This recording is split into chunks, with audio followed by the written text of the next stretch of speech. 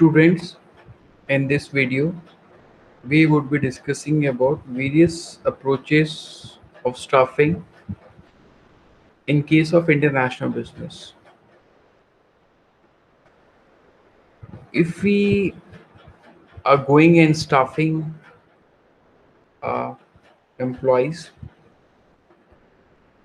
in a domestic market only, so it was not as much complicated as in case when we are doing staffing in case of international business.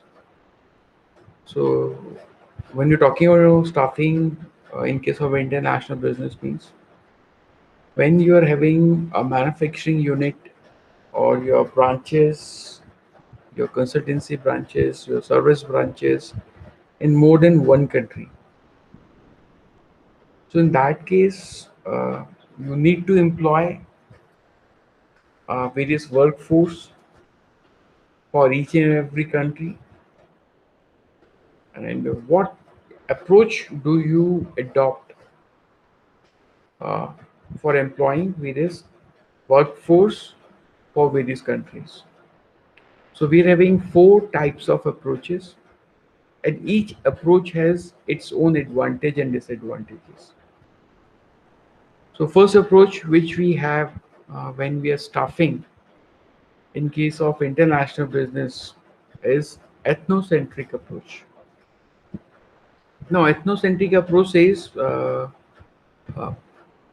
since you are having a suppose you are having a parent company in India and you are having various branches in UK, US, Canada, and Mexico, or in China, or in France. Means we are having five or six branches in various five and six countries. So in case of ethnocentric approach,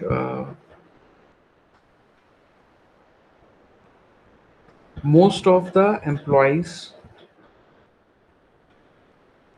of managerial position is being hired from the home country only.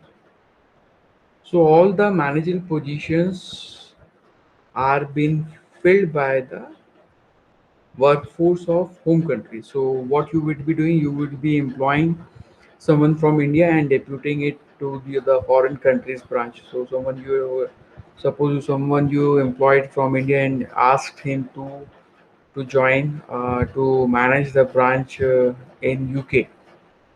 So through this, a parent company tried to ensure that all the rules and regulations and policies or the philosophy of the parent country is being followed by the various branches which they have in various countries.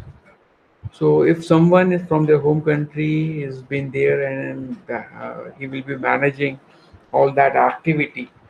So that somehow it ensures that the company philosophy is being transmitted and it has been adopted by the workforce of other countries also, and they will be getting a true picture of what has been happening in the other country. So that is the approach when a company goes and adopt ethnocentric approach for staffing. Advantages, the company's company's policies is being directly transmitted and followed in the foreign branches. The major drawback is this: the local workforce of foreign country won't connect with the manager since the nationality, the language, the culture varies for the workforce and the manager. So the connection, uh, there's there can be a communication gap and cohesiveness that has been required to manage the team would get missing. So that is the biggest disadvantage of ethnocentric approach. Next type of approach which we have is polycentric approach. In polycentric approach, since you have identified that the if you are going and employing someone from the home country and deputing it to the foreign country and asking him to manage team of the local workforce of the host country. So there is always a uh, chances of disconnect between the manager and the workforce. So in Polycentric, what we are doing, we are hiring the manager from the host country itself, so that the workforce of the host country, the local workforce of the host country, find themselves connected with the manager, so they can discuss, the manager can communicate in effective manner, and they can address the various issues of the local workforce in an efficient manner. And the key positions, key decision making positions is being held by the parent country is employees only. So, so they are you, what you in Polycentric, what you do, the managers belongs to the host country, and key decision makers are from the parent country. That's something what you're doing in Polycentric approach. The basic disadvantage is sometimes the someone who is the decision maker could not access or able to analyze the situation of the foreign market in an efficient manner. Decision can be ambiguous, and that can result into a loss to the country, not to the particular company. So polycentric approach is good. You have somehow managed the drawbacks of ethnocentric approach, but there are chances the company can earn losses. Next approach which we have is regiocentric approach. In a regiocentric approach, what you would be doing is all the managerial positions, all the decision making positions is been uh, is being handed over, or for that all those positions a local workforce has been hired. Since the local person is very much aware of the local market conditions, what consumer prefer, what changes is happening, what trend is going on, how to tackle the trend, so all that particular situation can be handled by the local person in an efficient manner.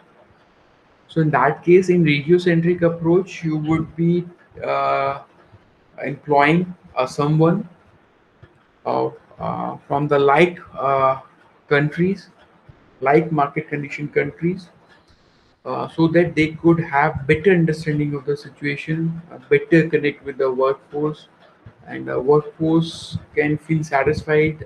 They can feel connected, and they can have a sense of belongingness as someone who is leading them belongs to their own country. So in regiocentric approach, you try to uh, get rid of the drawbacks of first two approaches, that is ethnocentric approach and polycentric approach. The last approach which we have is geocentric approach. Now, geocentric approach is very broader term. You're not going in a manner like I need to employ someone from my home country itself, or I need to employ someone from the local country itself, so that a belongingness could be there. In case of geocentric approach, you go and search the best talent from the any corner of the world, and you depute it to the any other corner of the world. So there is no such kind of condition that someone from the parent country should be there. Someone from the local country should be there. In case of geocentric approaches, you simply going and hiring the best talent from anywhere in the world and deputing it from to any other country, any country where you are having your business operations. So in case of geocentric approaches, you don't go in a manner like I should employ someone from the home country or someone from the local country. So it is very broader term, and best talent has been hired, and that has been deputed as per the requirement of the condition of a particular country, so that best possible decisions could be taken.